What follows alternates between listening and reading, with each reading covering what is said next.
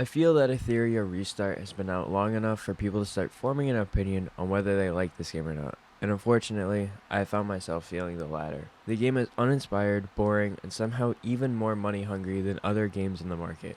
Video games are not shy to controversy and criticism, and that goes double for gacha games, which is why it's so important to make a good first impression. I think it's very important to play games before you form an opinion on it, so I played the final test in about a week for the full release.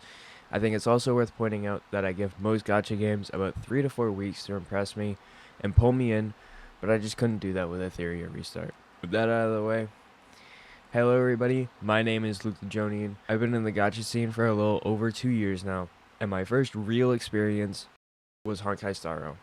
The reason I bring this up is to say that I've seen a lot of gacha releases since then, some being better than others. Wuthering Waves was unfortunately pretty messy, but Kuro made one hell of a comeback with that game. But I highly doubt that Etheria Restart will be able to do the same. I'm not doom posting or hating blindlessly.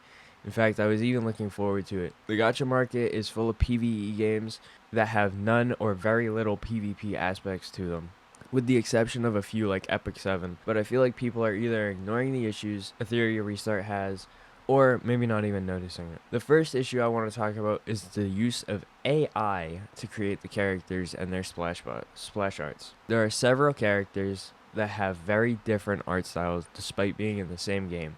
Now sure, that might not be definitive proof of AI being used, but you know what is?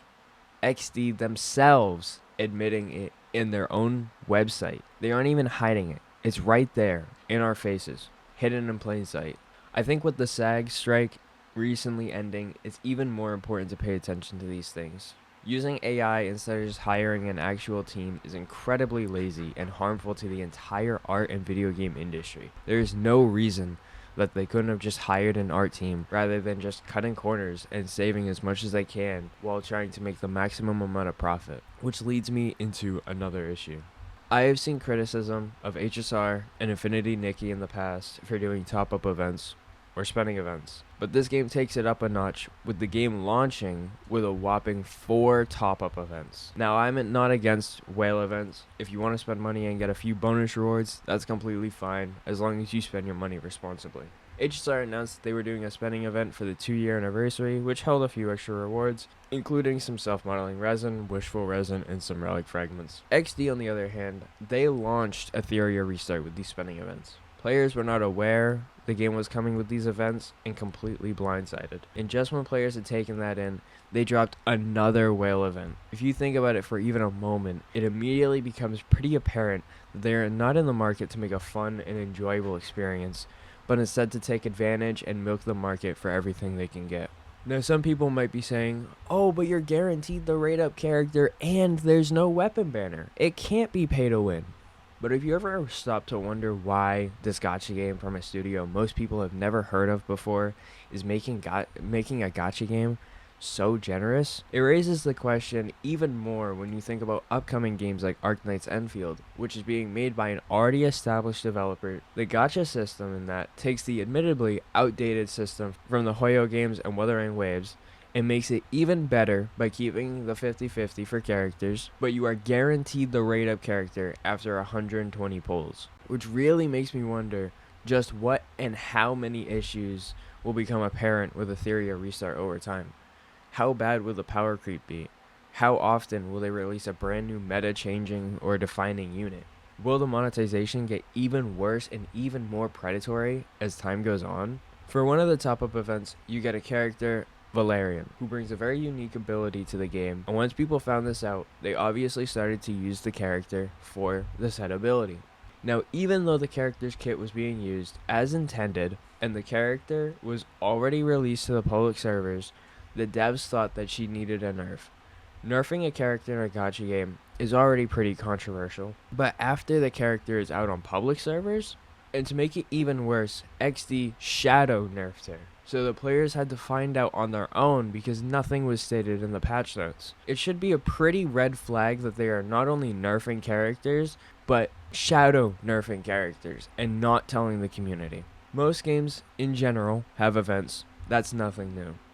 But Etheria Restart once again takes it to another level by adding a paid shop into an event. into an event. The greed is never before seen.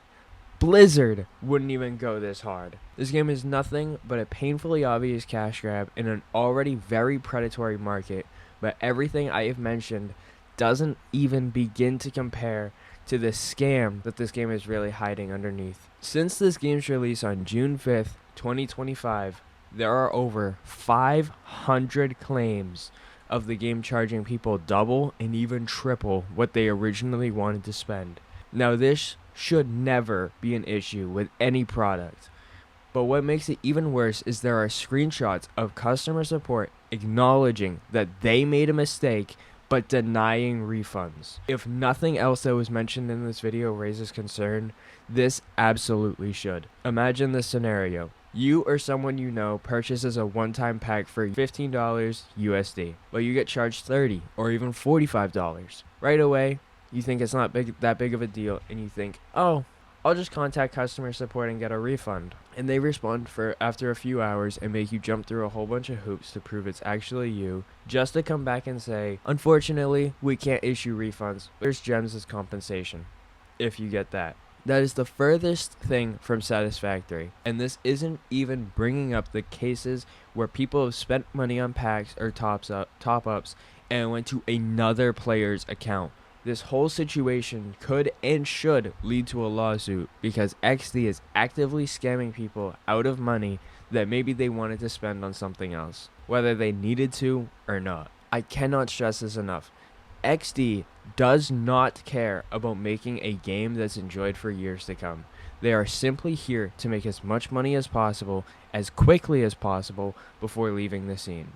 I personally hate that I'm even making this video, because I was really looking forward to Etheria Restart. But after seeing the absolutely botched launch and the horrible job that they've done with the game since, I have grown more and more unsatisfied with the game. At the end of the day, I can't tell you what to play or what not to play, but I have to strongly advise staying as far away from Etheria Restart as possible. Stick with your current gacha games and wait for Arknight's Enfield. With that, if you enjoyed the video, drop a like and subscribe. That's about it. Have a blessed day, y'all.